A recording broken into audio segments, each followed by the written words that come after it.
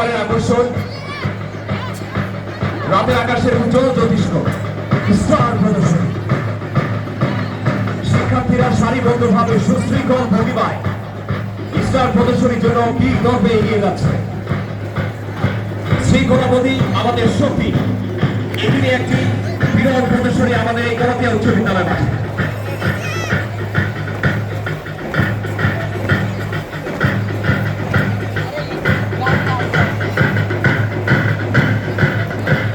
সম্মানিত সুধী, সুনীবন এই অগ্রযাত্রায় তারা ব্যক্ত করবে আলোকায়নের কথা।